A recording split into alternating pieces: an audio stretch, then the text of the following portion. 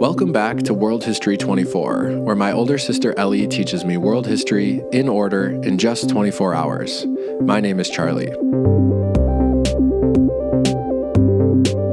In our last episode, we covered from 1200 to 800 BCE. We saw the eerie collapse of the Bronze Age and the subsequent rise of the Assyrians. We examined the origins of the Israelites in Canaan, the Vedic culture in India, and finally, the Olmecs in Mesoamerica. In this episode, we cover the years from 800 to 575 BCE. We'll follow the expansion of the Bantu people throughout Central and Southern Africa. In the intersection of EurAsia, the Assyrian Empire will fall and the Babylonians take their place. The Babylonians conquer many peoples and famously take the Israelites captive. We will discuss the invention and proliferation of the idea of an alphabet. We'll see the rise of the kingdom of Kush in Sudan, and finally, look at the 10,000-year-old Joman culture in Japan. So without further ado, let's call Ellie and continue the magnificent story of human history.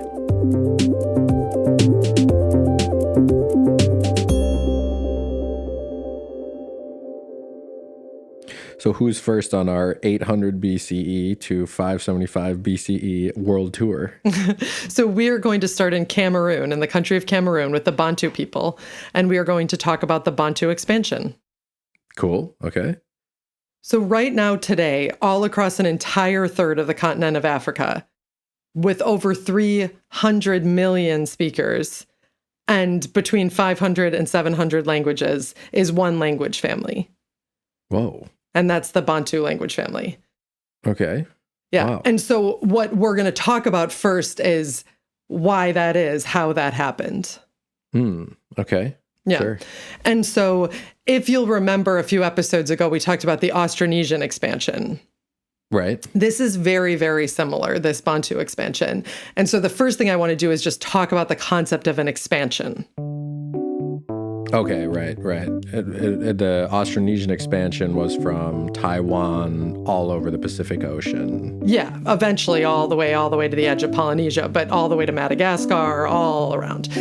And so if you imagine that you're an archaeologist and you just dig up a certain style of pottery, and then you move 100 kilometers and you dig up the same style of pottery, and then you move another 100 kilometers and you see it again. What isn't totally clear is, did one person or one group of people move across those 200 kilometers with their style of pottery? Or did the people all stay put, but they taught their neighbors, and then they taught their neighbors, and they taught their neighbors? And so if you don't have written records and all you have is archaeology, that can be very confusing to figure out. Once you have a language family, though, you can sort of watch the branching of actual migrations of people. You can see a group of people show up, have a lot of cultural exchange. Sometimes they actually replace the people. Lots of times they don't. They just mix with the people, and then move on. And so what we now understand about the Bantu expansion or the Austronesian expansion before is the trajectory of a group of people that start in one place and then spread across a gigantic, gigantic space, bringing with them their technology, their language, their culture. To understand the difference between an expansion of people rather than the spread of an artifact, the story of blue jeans is a helpful example. Jeans were invented in Nevada in the 1800s, and a little over 100 years later, they were common in every country in the world. If a hypothetical archaeologist examined this phenomenon in 3,000 years, finding the artifact blue jeans all over the world, they might conclude there'd been a shockingly fast expansion of laborers from Nevada across the entire Earth. Of course, this isn't the case.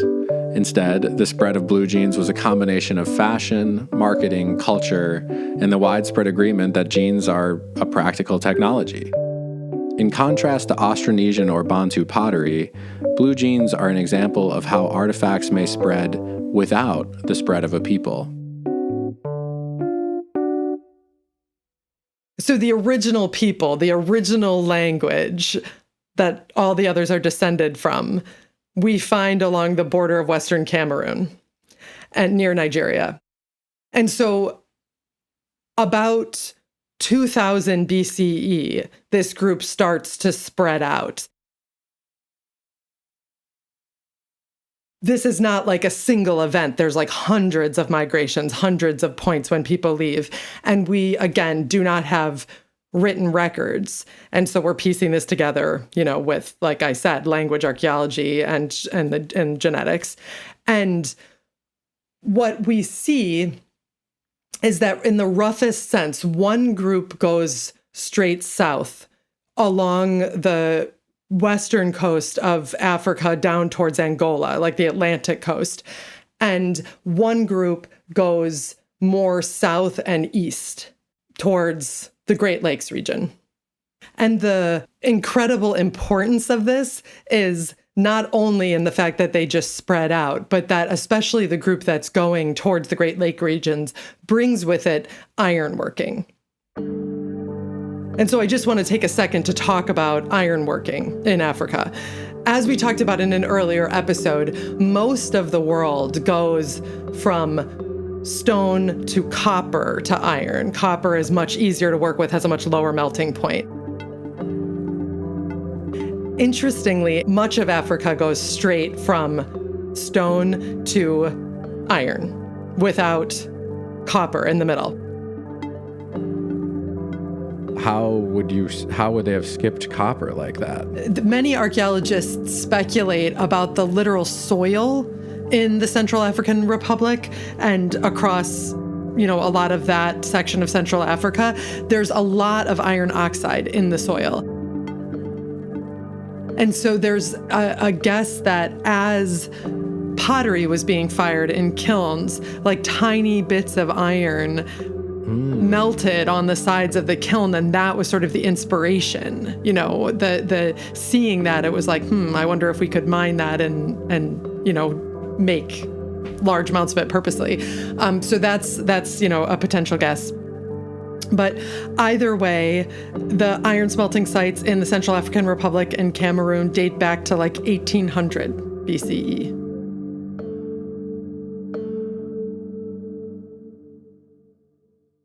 So the group of Bantu that are going east, they're going towards like South Sudan and then down into the Great Lakes region, are bringing with them iron smelting, like the practice of iron smelting. They're also bringing along with them a complex system of agriculture. And so as they're going along, for the most part, the people that they're meeting are hunter-gatherers, and they're stopping, interacting for long, long periods of time, tons of cultural exchange, tons of linguistic exchange. Some group continues to move on. And again, as you can imagine, and as we talked about when we talked about the Austronesians, like what still unites anyone as a people when you're talking about a period of 2,000 years or something is very hard to put your finger on. None of this would have felt like, let's quickly expand all across Africa if you were living at the time. You wouldn't. Yeah, it's like if you stay in the same place for 150 years, no one alive remembers being anywhere else. Nobody's grandparents remember being anywhere else. No. So it's like there's I never want to accidentally give this sense of like rushing impermanence like that, Totally. Or that even that the Bantu people would have thought of themselves necessarily as a people, which I feel like is something you taught me about with the Austronesians, is like we retroactively look at this, we're solving a mystery of like, why are all these languages so related? Why is all this pottery all over the place so similar, Yeah.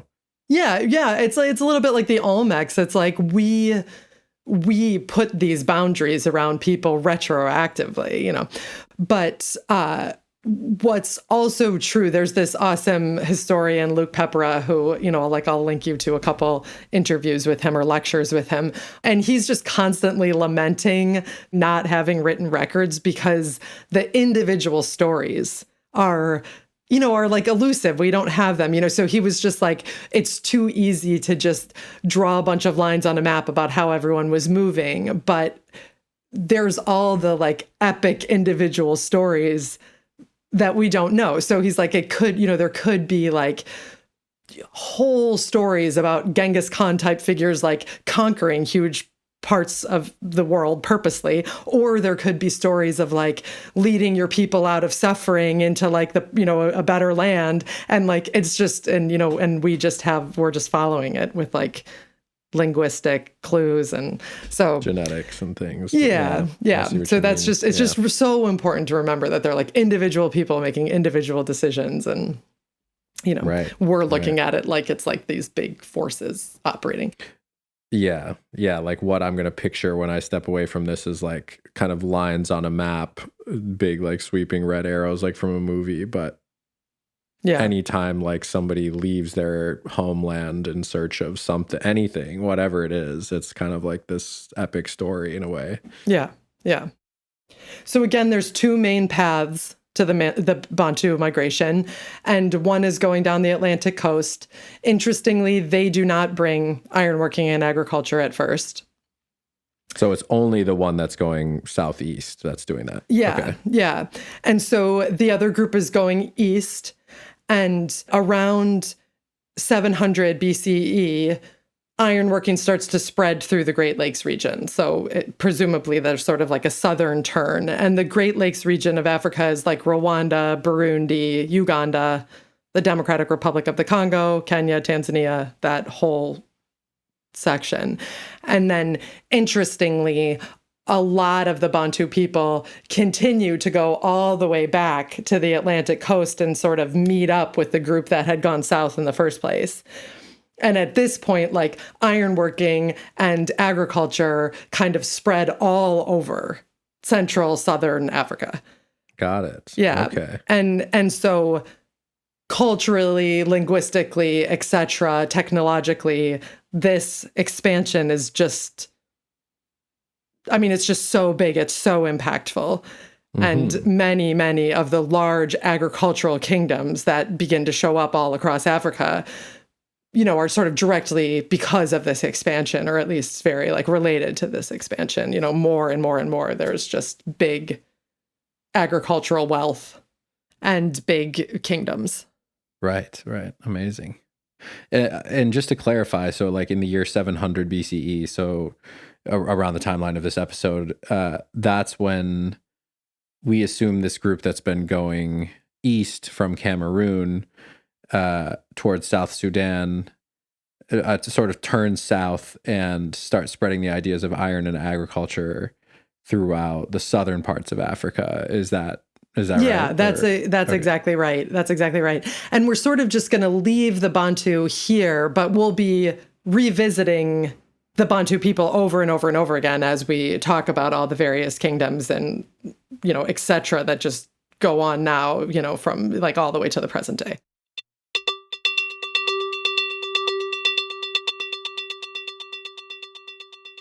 So we're leaving the Bantu spreading all over central, southern, and eastern Africa, spreading the ideas of iron and agriculture. What else is happening in the world at this point? So now we're going to go up to Assyria, and we're going to talk about Ashurbanipal, who is frequently called the last great king of Assyria. The fearsome Assyrians, we return. Okay.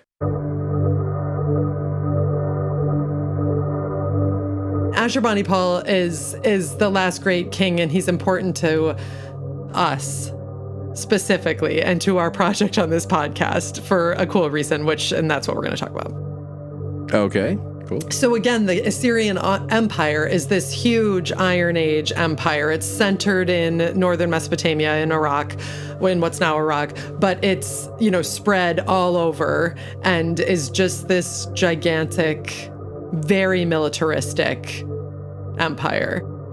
Mm-hmm.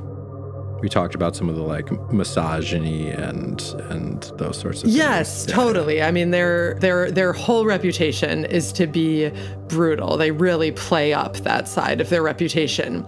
And what I'll say about Ashurbanipal is he is not an exception to that at all. His writing is all about killing this one brutally and, squashing this entire people in the most terrible way he can think of. There's a very famous depiction of him where he's in a garden and, having dinner while like the severed head of his enemy, of like the enemy king, is just hanging from a tree. Yeesh. Like in the scene. And, so that's just nice their, fella. exactly. I mean, their vibe is just, to play up their brutality. Having said that, this exact king, Ashurbanipal, doesn't actually leave his palace much and go on these campaigns. So although he's considered the last great king of Assyria, and during his reign, Assyria's at its sort of most gigantic size, it's, taken over Egypt and everything, he's not actually with them on those campaigns. And the Assyrian Empire only outlasts him by like a couple decades. So the actual truth is it's probably sort of over his reign that, the Assyrian Empire is starting to crumble. But the reason that he's important to us is because of what he's doing instead of being out warring with his army. Is he in Nineveh? Nineveh's the capital, right? Yeah, he's in Nineveh, which is right near the modern day city of Mosul. Okay. So in order to understand Ashurbanipal, you have to understand how he comes to power. The way that Assyrian kingship is passed down is the current king has multiple wives, and then several of them have sons, presumably.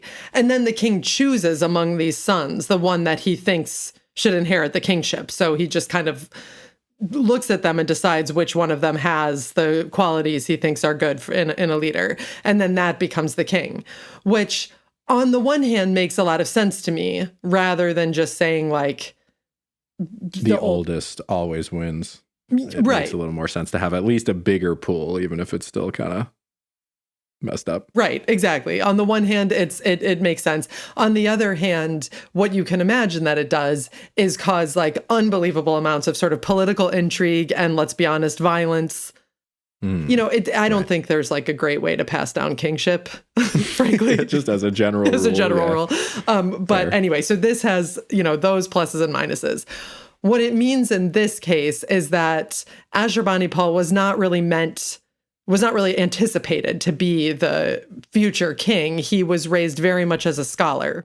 And then through a variety of political intrigue reasons, including natural deaths and then very purposeful active killings, he ends up the heir.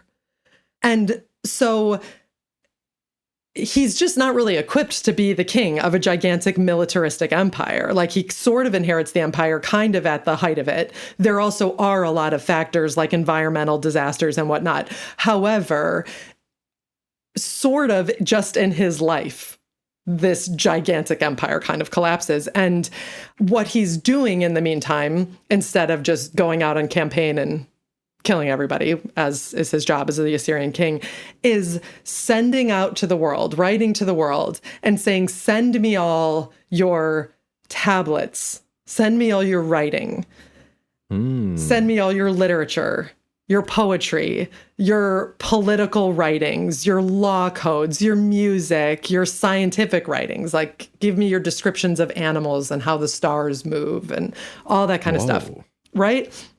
And then he's having his scribes, or in a lot of cases, his prisoners, translate them and copy them so that he can keep them like for his own library or for his own archive at the very least. I don't know if anyone else gets to check these books out, so maybe library is the wrong word. Sure. Wow. Okay. That's amazing. Yeah, it's so cool because what it means is that a lot of the reason that we know everything we know for the past several episodes is like because this king, Ashurbanipal, collected them and copied them and protected them. And so his archive is just massive, massive, massive. The museums of the world over have clay tablets in them that basically have like a library stamp on them saying that they're like for the collection of Ashurbanipal. Okay. Yeah. Cool. It's really, really cool. I think it's very cool. Yeah. Shout out to the nerds. Right. Exactly. They don't necessarily make great kings, but I don't know that that's, I don't know that that's a fault. I don't know if that's the goal. Yeah, exactly. So whether or not it's his fault, the Assyrian Empire only lasts a couple decades after his death. And it's at this point that Babylon, which we'll talk about in a second, comes and conquers Nineveh. And Nineveh, and therefore the Assyrian Empire, falls in 612 BCE.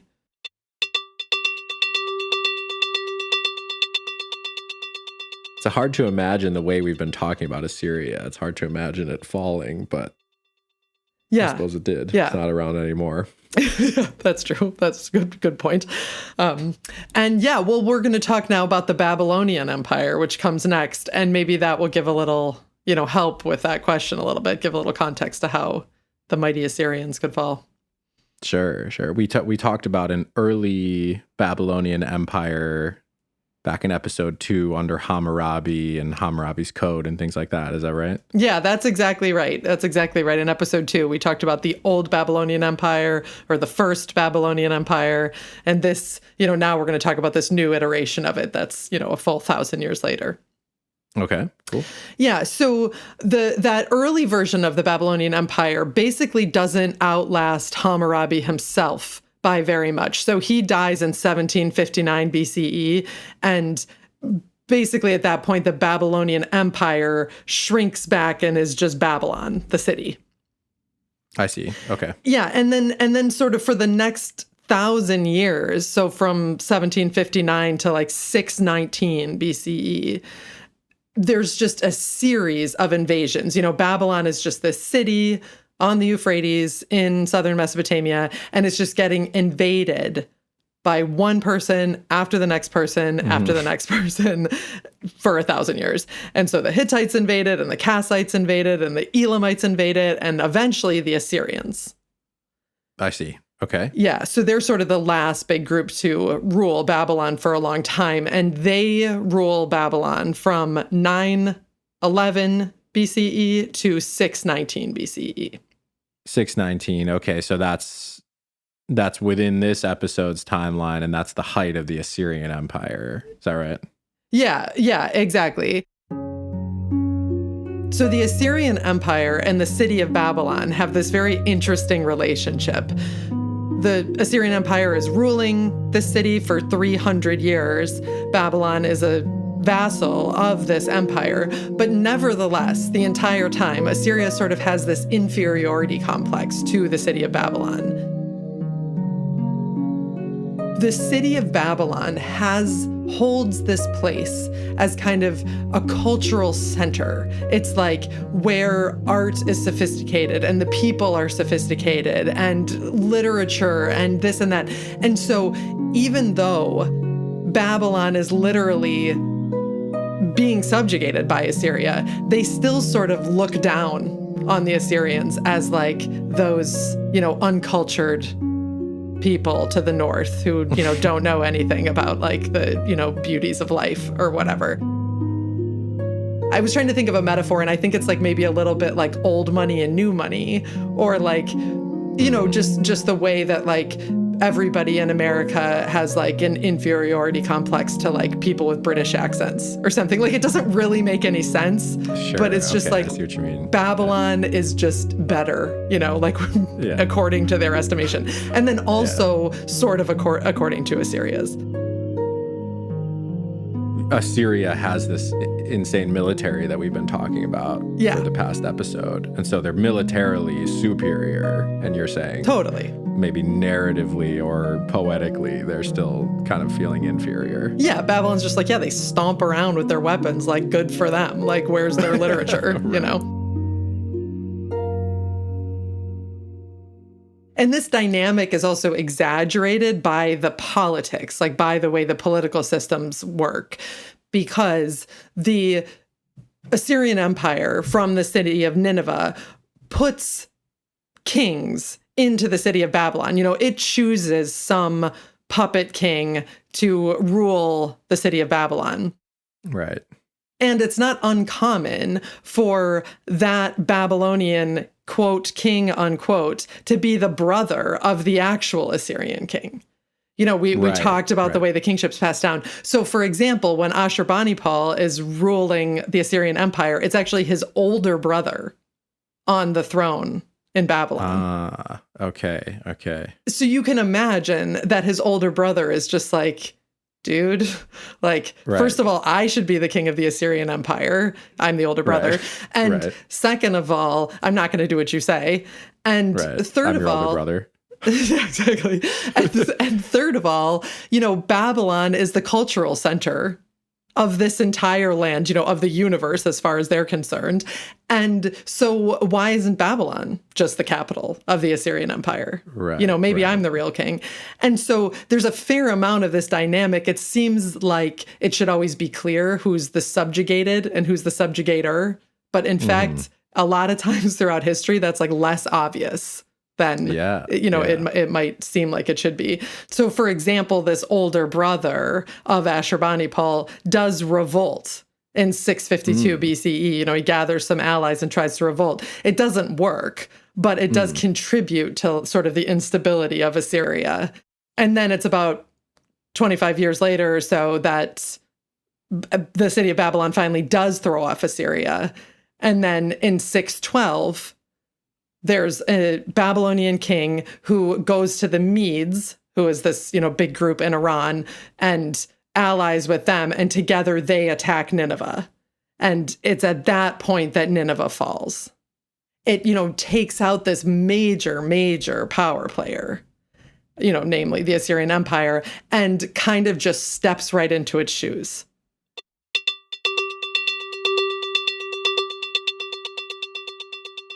So all these people who have been members of the Assyrian Empire are, sort of suddenly part of the Babylonian Empire. Right. And all of a sudden we have a Babylonian Empire again versus the rest of the story has just been about the city. About the city. Exactly. I see. Exactly. Okay. So we'll talk briefly about that. The Babylonian Empire is huge. It's very similar to the Assyrian Empire with slightly different borders, but at its height, it stretches from the Mediterranean all the way to the Persian Gulf near what's now Kuwait. And then it goes through the northern part of Saudi Arabia and up through Jordan and Lebanon, Syria, Iraq, all the way into Iran. So it's just this huge empire.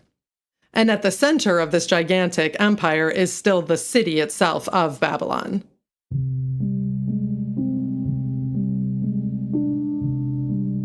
The city of Babylon, at the time, and still honestly to this day, holds this place, like it's synonymous with just sort of urban sophistication and urban decadence.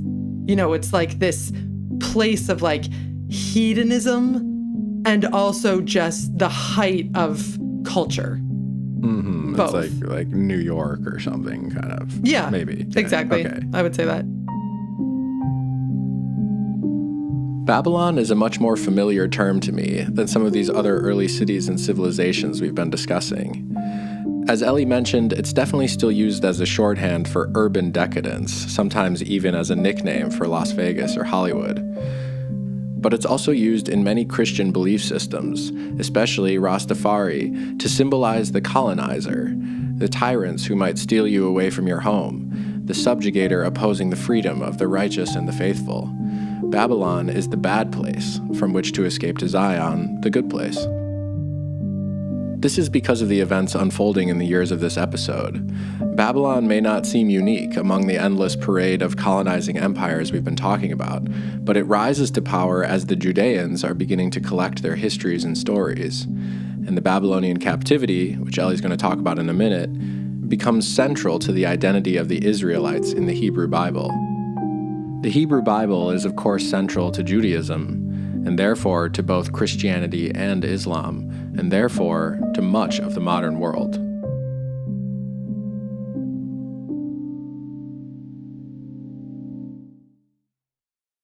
What is it like in the city of Babylon?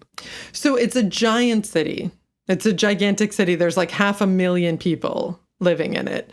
So at various points, it's, the biggest city in the world, at least as far as we can guess. And certainly they are the biggest city in the world in their minds.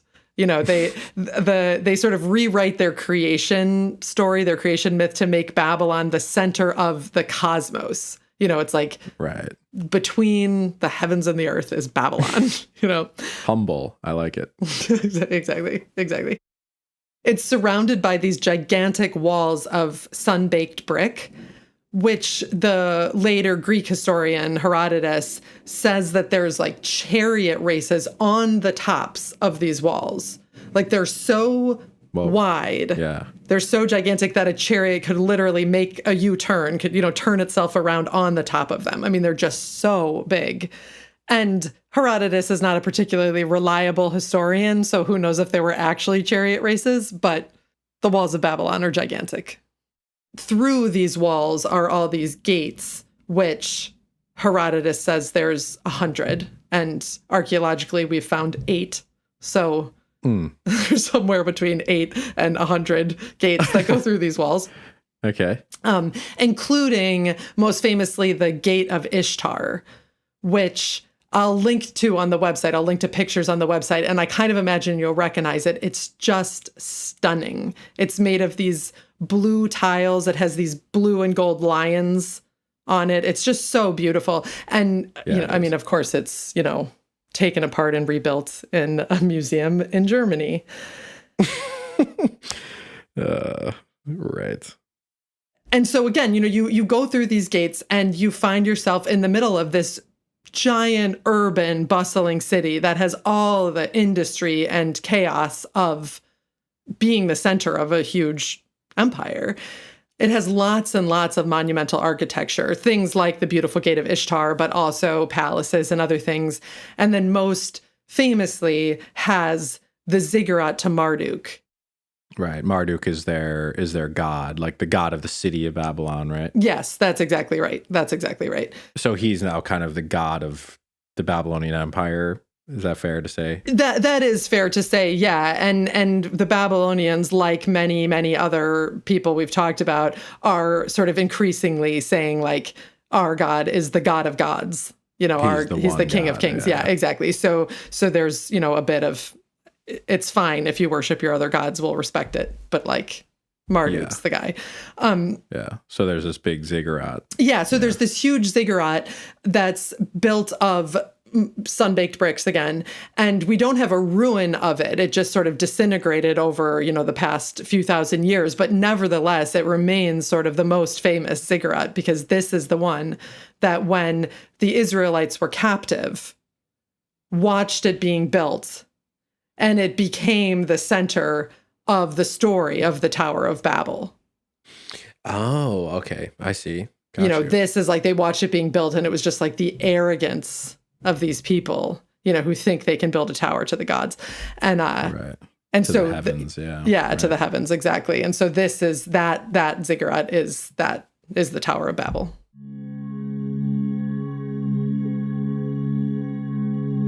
The Tower of Babel is a story from the Bible which tells the mythological origins of language. Until this story takes place, everyone on earth is speaking one language. Then they said, "Let us build ourselves a city with a tower that reaches to the heavens, so that we may make a name for ourselves. Otherwise we will be scattered over the face of the whole earth."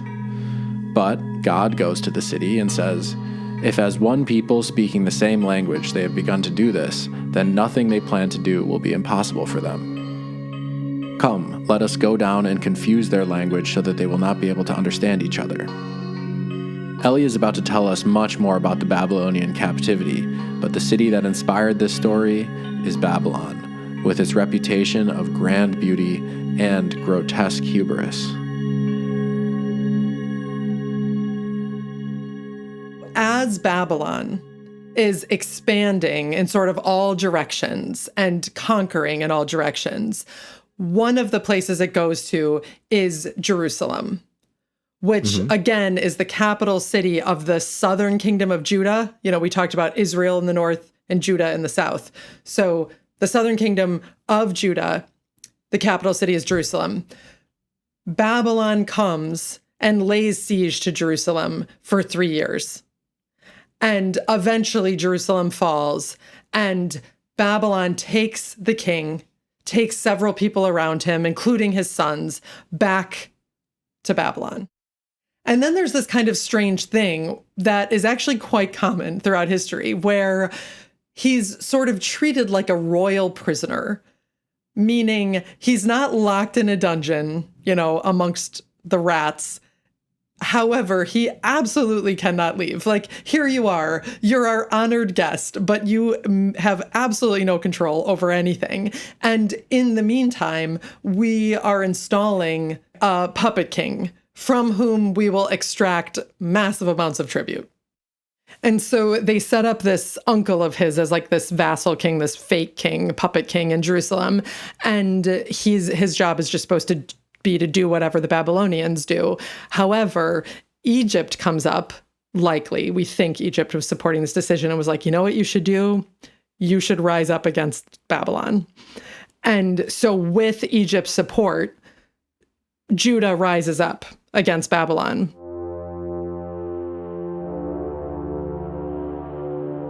And then Babylon just rolls in and just decimates them. Just absolutely just destroys the temple, kills so much of the royal family, just like it's completely, just disastrous. And this is like in the year 587, 586. And this is written, this is documented in the Bible and in Babylonian records. And so it's at this point that just an enormous, enormous amount of the people of Judah, like the actual kingdom, especially like the elite people of Judah, gets like moved to Babylon. And this is the Babylonian exile, like by the rivers of Babylon, where we sat and wept. Like this is when that's happening. And Judah is just devastated. It's just completely destroyed.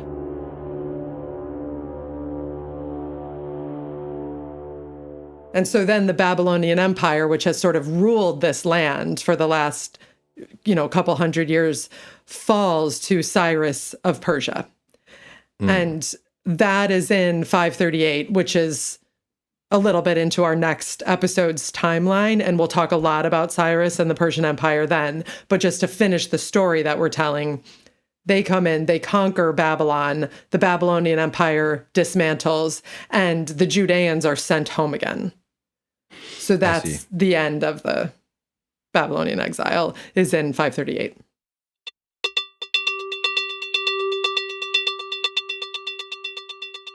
What else is happening in the world at this point?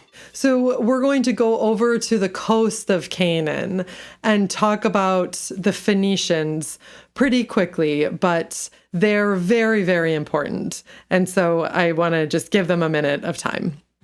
The coast of Canaan, which is not too far from Judea. Yes, exactly. So historically, the Israelites and the Phoenicians, that's the group we're talking about, are both just members of this land of Canaan. And to the outside world, they're just Canaanites, but to themselves, they're very different. And so they're in the land of Canaan, which is the modern day countries of Israel and the occupied Palestinian territories and Jordan and Lebanon. Mm-hmm. And so the Phoenicians are the people who live right along the Mediterranean. They live as far west as you can be in Canaan. Okay. Among the things that they're very known for is this purple dye that's made of snail shells. And this is the dye that the concept of royal purple comes from. This dye is so sought after. It's so precious. At various points, it's worth way more than gold per pound. This is some fancy stuff. And there's places around the lands where the Phoenicians live where we've excavated 40-meter high piles of snail shells. What? I know. I don't even understand how that's possible, but we have in fact done that. Yeah. And so as you can imagine, the snail population has a hard time with this level of excavation. And so, oh my God. I know. Yeah. I know. And, but this is like the money maker of the entire kingdom. This is how they pay their bills. In case it's not obvious from my freaking out in this section, the snail shell piles really struck me. However, after a bit of research, these shell piles, also called middens, are found all over the world. The oldest I came across is from South Africa, and it's 140,000 years old. In other words, these piles unearthed in Phoenicia aren't actually unique. We found tens of thousands of massive middens, including from Joman, Japan, which Ellie will talk about next. Usually these piles are the result of a culture eating mollusks in the same coastal environment for generations and simply discarding the shells into a pile. Over time, the midden itself may take on an artistic or even religious importance. And of course, they offer insight to archaeologists into the diets of said people, and also we often find burials and other important artifacts within them. But obviously there's a different flavor to this Phoenician story, where the snails are being harvested for dye that comes to symbolize class and money and wealth, as opposed to directly for food. It's a flavor of extraction that I recognize from the modern world. While every source we looked at gave slightly different numbers, it's clear that it takes thousands and probably tens of thousands of snails to dye a single purple garment. As the snails, start to go extinct in actual Phoenicia, they have to sail farther and farther to get them. And as such, they become just the most incredible sailors. And they specifically become sort of incredible military sailors. They just get very good at maritime warfare. And so when the Assyrian Empire is at its height, they've of course taken over the Phoenicians, as they have the rest of the whole world. And the Phoenicians are basically just Assyria's navy. But Assyria falls, whatever, and they're kind of on their own, and they continue just sailing all over the Mediterranean. They're getting their snails. They're being very militaristic. And the Phoenicians found the city of Carthage in 814 BCE, which is in Tunisia. So right on the Mediterranean, all the way far north in Tunisia. And we'll circle back to the city of Carthage, but the reason that we're talking about the Phoenicians right now is because that's when that city gets founded. And the most important sort of legacy of the Phoenicians is the founding of the city of Carthage and then the giving of the entire world the alphabet. So as we sort of know from the last few episodes, there's a lot of interaction between Canaan, the land of Canaan, and the Egyptians. And so frequently the land of Canaan is just encapsulated in Egypt, or the Canaanites and the Egyptians are trading a lot with each other. At some point, while many Canaanites and specifically Phoenicians are in Egypt, they borrow the concept of the Egyptian writing system. And they take 22 symbols from Heretic, which is the simplified Egyptian writing system, and they make them into an alphabet. So the Egyptian writing system and all the various Mesopotamian writing systems we've talked about, and the Chinese writing systems we've talked about, and the Indus Valley writing systems we've talked about, etc., are all based on glyphs, where a picture means a word. The Phoenicians, for whatever inspired reason, decided instead to base each picture on a sound. So they used 22 of these symbols. There's no vowels in this alphabet or in any of the alphabets that immediately descend from it. And that's how they write their language. This concept of an alphabet spreads all over all these other Canaanite kingdoms. All these other Canaanite kingdoms start using this alphabet that includes the Aramaeans. And that is important because that is the language that the Persian Empire is using, which is the empire we'll talk about in our next episode. And therefore, this writing of a alphabet spreads all over this huge Persian Empire, the language of Aramaic spreads all over. That alphabet eventually develops into the Arabic alphabet. Okay. Wow. Yeah. And then simultaneously, the Phoenicians are all over the Mediterranean. They're running into the Greeks. The Greeks then borrow this alphabet to write Greek. The Romans eventually borrow that alphabet.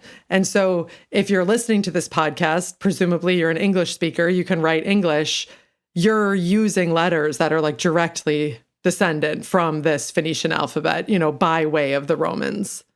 Damn. Yeah, Crazy. and so it's wild, like just if you consider like English and Arabic, I mean, just those two languages, but it's really, I mean, the really wild truth is that almost every alphabet in the entire world is somehow descendant from this one Phoenician alphabet.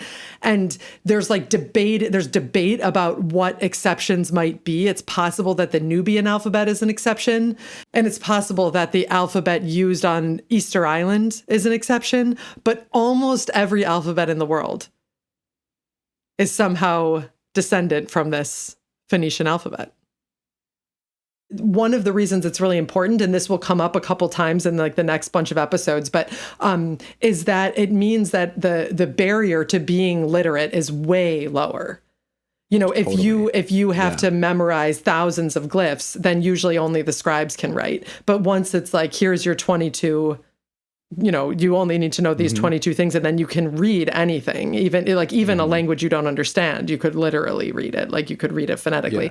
Yeah. You could sound it out. Yeah. Then just suddenly way, way more of the population is literate.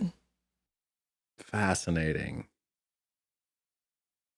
I suppose we're going to talk about this more as we talk about China, but I'm very curious to know why some cultures would reject the idea of an alphabet. Yeah, we will talk about it more. China is such a specifically interesting example because, of course, what you lose is this thing that China held very valuably, which was the ability to communicate with somebody who speaks a different language through your writing. Meaning, if this glyph means farming, and this glyph means moon, and this glyph means taxes, then it doesn't matter what word I'm pronouncing and what word you're pronouncing. I can still write you a letter and you can read it. And that was incredibly important to China, who was ruling this vast empire with all these different languages, needing to communicate in writing with so many different language speakers. And so the glyph system was way more valuable. So it's like very easy for me to see why both are very valuable. Both. They're both very valuable. Totally. Yeah. Interesting. Yeah. But the Phoenicians are the ones who kind of end up spreading the alphabet through the Mediterranean world. Amazing. All for snails. All for snails, man. Royal so purple. Cool. Royal purple. Tyrian purple. Tyrian purple. Yeah, because their big city in Phoenicia is Tyre. Like Tyre. So Tyrian purple is like royal purple, and that the Romans were like obsessed with. And dang. Yeah. Okay.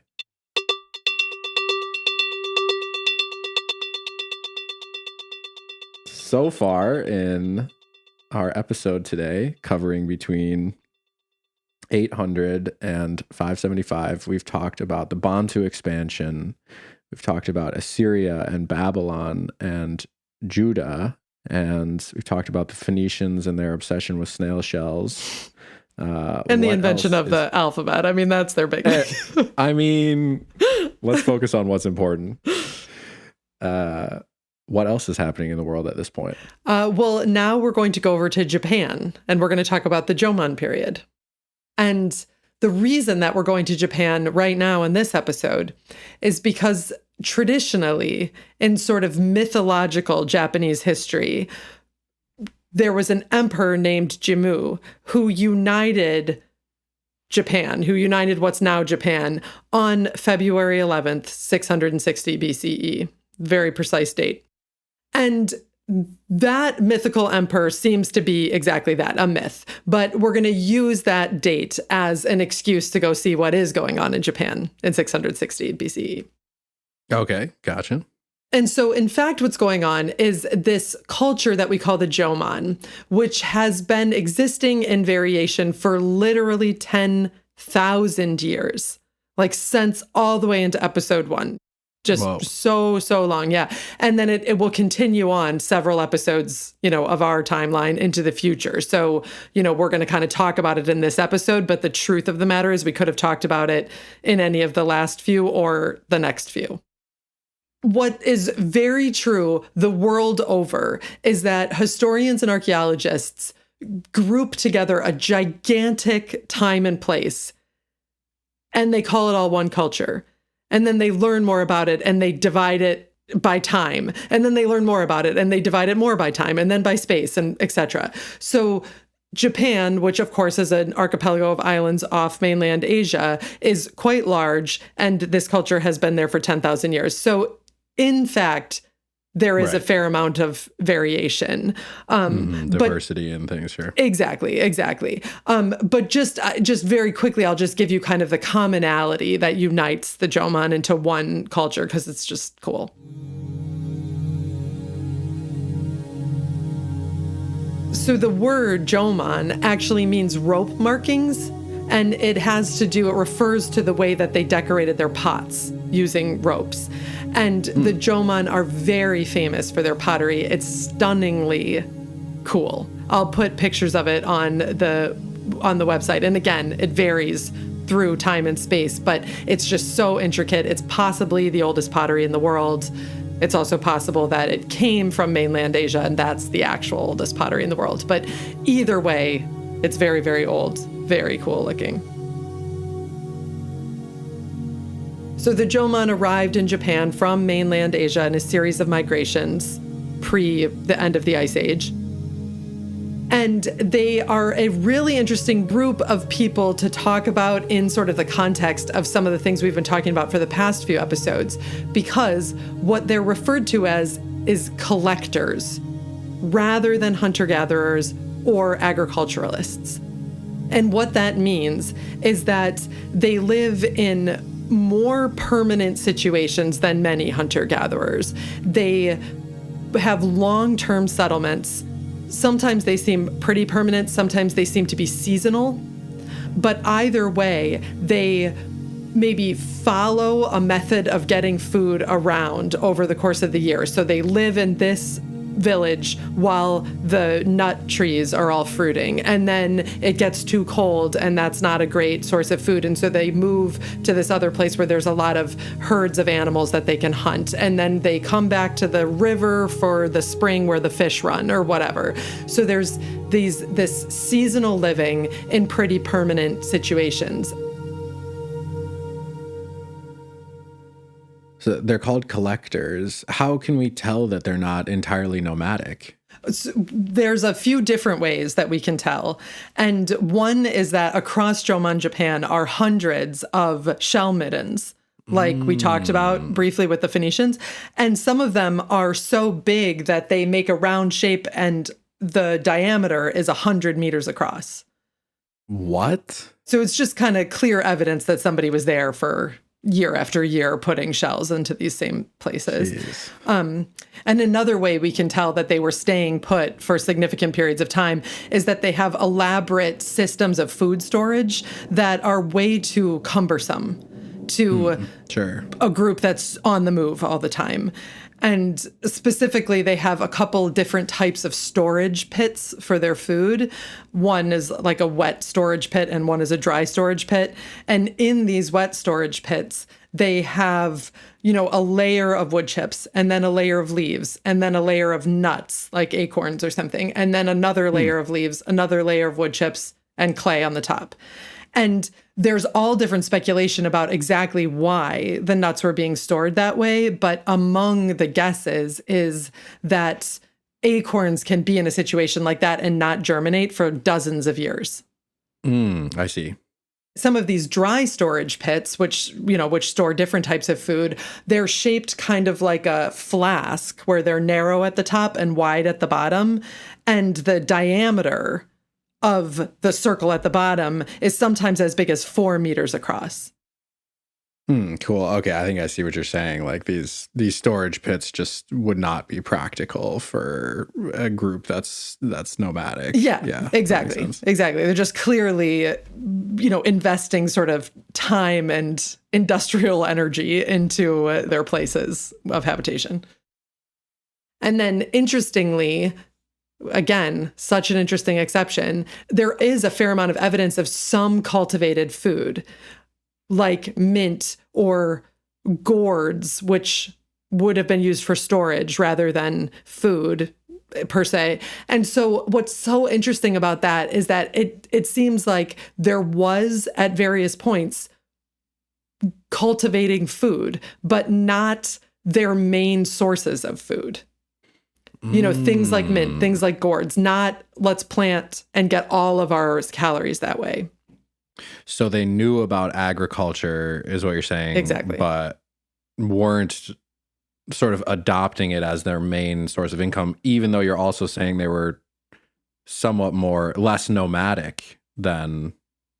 Yeah, okay, I see what you're saying. There's like a lot of patterns that they're not adhering to. Exactly. That's exactly right. Because like they didn't just decide to start farming and then become sedentary. And then, you know, Right. Right. They didn't figure out that they could grow gourds and mint and then immediately start growing like wheat and, you know. Right. And it's Pyramids. just, I just feel like the myth you're told in high school is that like hunter gatherers never thought of agriculture. Totally. And it's just not remotely true. Yeah. And so again, they live in these kind of small villages of dugout houses with thatched roofs.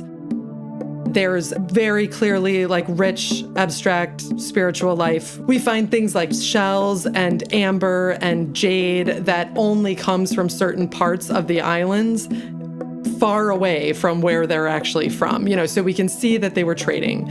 Again, their pottery is very beautiful. They also make clay figurines and other evidence of rich, abstract, and spiritual lives. Remember back in episode 1, Ellie talked about how there are stone circles found all over the world? Some incredible examples are constructed during the later stages of the Joman culture and were in use during the years of this episode. The circles speak to the enormous amount we still don't know about the cultural practices of the Joman. Many of the stones seem to be chosen for their beauty or unusual colors, sometimes being moved kilometers to their final placements. And they regularly align with the sunrises or sunsets of the solstices. In northern Japan, there's a stone circle surrounded concentrically by storage pits, graves, cooking tools, pottery, clay figurines, and other artifacts. The stones at a different site frame the sunset of the winter solstice over the peak of a nearby volcano, and here archaeologists have unearthed 250 flat circular stone discs. To explain these circular discs, the incredible collective labor, and the concentric celestial alignment of these stone circles, we find our typically vague explanation. The Joman used them for ritual.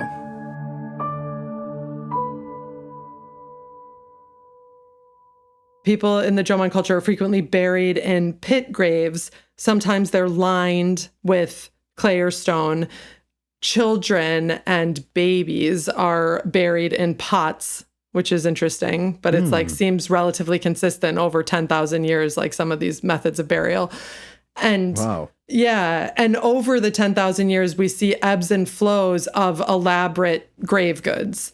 And so we can see at sometimes there seems to be increasing complexity or less, or increasing wealth or less. And we do sometimes see evidence of children with elaborate grave goods, which throughout the world is kind of a sign of social classes, because this child, even though they're only 4, is already rich or whatever, is like worth. Having said that, one of the things is that we don't see signs of government, really. Like we don't see elaborate temples or elaborate palaces or anything like that. And so while, life probably wasn't easy, it doesn't seem like the Joman people were living under like terrible oppression. Okay. Interesting. Yeah. And had these pretty like complex, semi at least permanent settlements. And some of these semi-permanent settlements had like several hundred people in them, and they lasted for 1,000 years, even if the people came and went, And so, again, I mean, that's pretty impressive without like a rigid government forcing everybody to do X, Y, and Z. I think. I mean, I just can't really ever get my head around it, no matter how many. Sure. Yeah, this is some Çatalhöyük moment. Exactly. Yeah. We just see so much. It's just very cool. And so this Joman period lasts for 10,000 years, as we've said, and it ends, these dates jump around a lot, but around 300 BCE, when a group called the Yayoi come from what's now Korea. And exactly what happened at this point is not clear. Like if there was a just, replacement of the Joman people, if there was just an intermixing with them, if it was gradual, if the Joman people were already sort of vanishing. It's not, completely clear exactly how this story unfolds. But it is true that the Joman people are at least some of the ancestors of the modern people of Japan now. So that means that, there wasn't a complete replacement, and it wasn't like the Yayoi came and immediately wiped out all the Joman or something. Yeah. Okay. So we're going to leave Japan there, and we'll be back, in a few episodes with the Yayoi, because they bring over like the very earliest version of Shinto.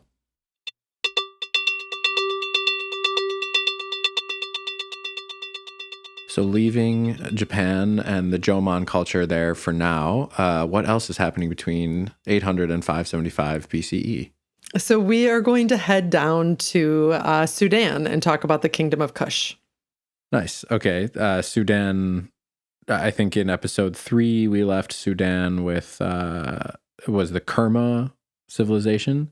Exactly. And yes. It was being ruled by Thutmose III from Egypt. And if I remember right, you said that eventually Nubia conquers Egypt. Is that right?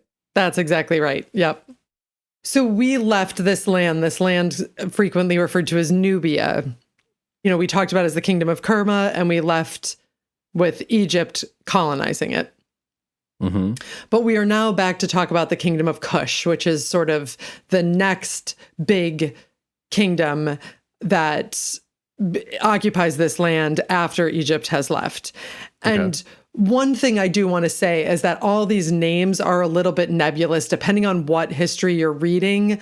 Some people just sort of refer to like the Kerma period of Kush or something. And some people are talking about them like they're unrelated, so just know that like some of these words are like a little bit imprecise depending on who exactly is using them.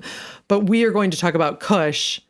And the big thing that's happened since we were talking about the Kingdom of Kerma is that now the people of Kush write their language. They have a writing system for their language. And so we now know that they were calling themselves Kush. So during this episode, the Kingdom of Kush centers around a city called Napata, which is near the fourth cataract of the Nile. And it's also near this sacred mountain, this sort of rock structure called Jebel Barkal, which is where the god Amun lives. Amun is a very important god in Egypt and in Nubia. As we've talked about with many of these other kingdoms and cultures, there's a bit of a trend towards monotheism. And at various points in these histories, like Amun kind of becomes like the god that the other gods are manifestations of. And so Amun-Ra is like the combination of these two gods to make the sun god. So this is a very, very sacred, important site. Okay, that's Jebel Barkal. Jebel Barkal, yeah, exactly. Okay. And there's a big temple there, which is kind of falling into disrepair, but then during this Kingdom of Kush gets rebuilt. And so the people of the Kingdom of Kush are known for their gold working. They're very beautiful gold working. They're known for their leather working.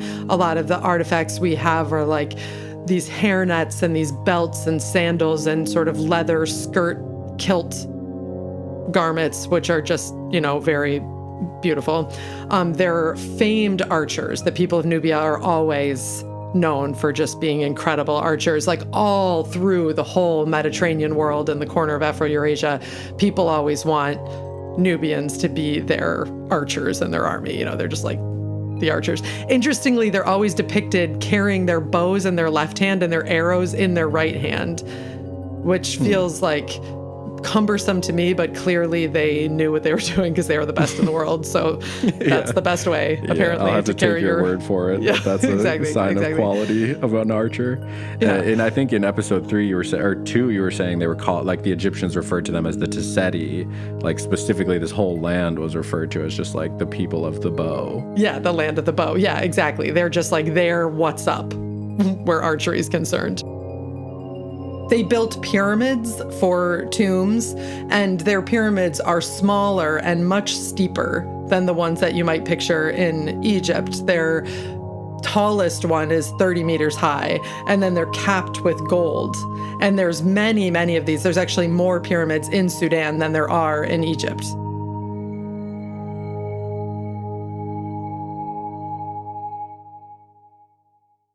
So in the kingdom of Kush, between about 800 BCE and 300 BCE is the time period that historians call the Napatan period. And that basically just means the period in the history of Kush when the city of Napata was the center of this kingdom. And the first king of that Napatan period is this man named Alara, this king named Alara.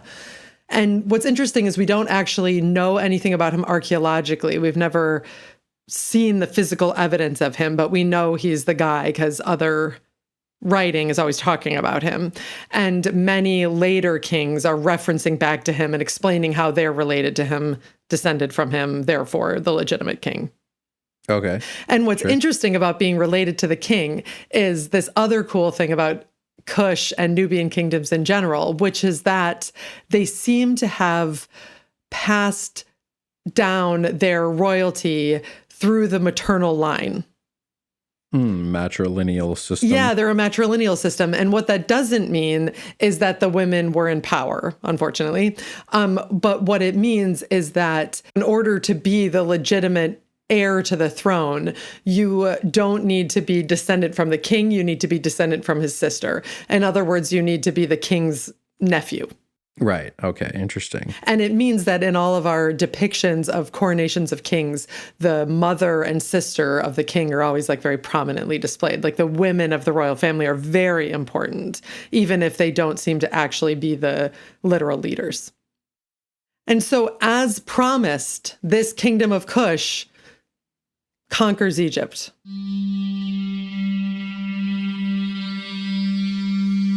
One thing we haven't talked about much is the dynasties of Egypt. The way historians talk about ancient Egyptian history is through a simple numerical system, the first dynasty, the second dynasty, etc., up to 30 or 33. In episode 2, we talked about the construction of the 3 pyramids in Giza. They're built during the 4th dynasty. The Bronze Age collapse that we talked about in our last episode spans the 19th and the 20th dynasties, with the turnover happening amidst the chaos. Interestingly, though, many of these dynasties don't actually have Egyptian rulers. For example, during the 15th, or the Hyksos dynasty, Egypt was actually ruled by Canaanite invaders. The pharaohs of the 23rd dynasty are conquerors from the Meshwesh people of what's now Libya. Although we call all of it Egyptian history, for over 5,000 years, it's been part of an interconnected web of histories, trade, war, colonial empires, and the same is true of Kush, Mesopotamia, or anywhere else in this interconnected region.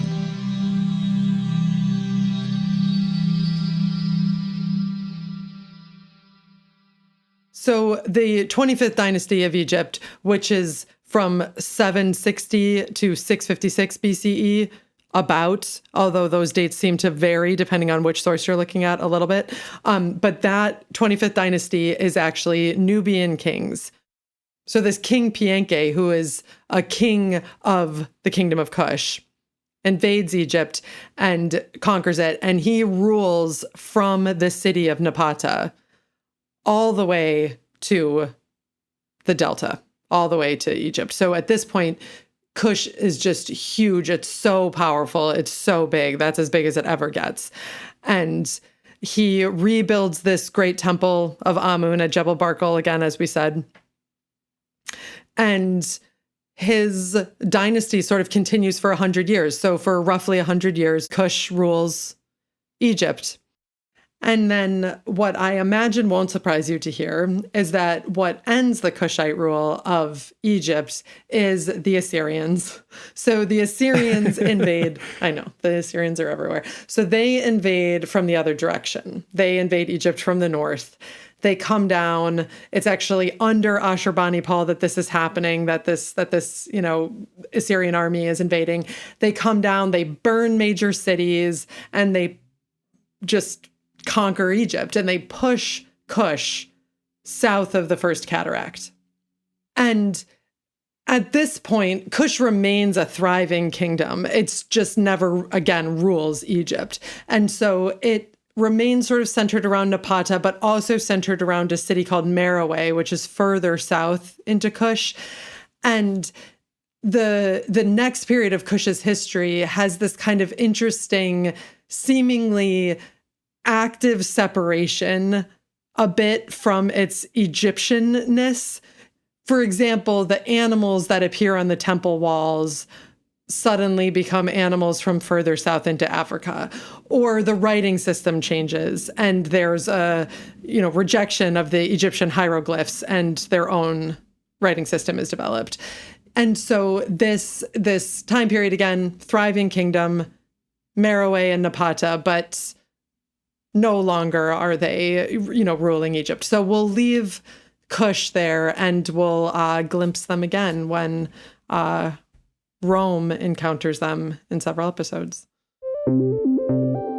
And that's kind of the end. It's now 575 BCE. Stay tuned. Okay. Stay tuned. Stay tuned for 576. Or wait, wrong way. 574. Exactly. Shoot. Stupid BCEs. And with that, we come to the end of our fifth call, covering the years from 800 to 575 BCE. Episode 6 will pick up in 575 and go to 480 BCE. 3 massive philosophical and spiritual shifts take place in those years. Confucius in China, Buddha in India, and Zoroastrianism in Persia. We will visit the Celts across Europe and the brand new discovery of a civilization hidden for millennia beneath the trees of the Amazon, which will rewrite the history of Ecuador. Bye, Charlie. Bye, Ellie.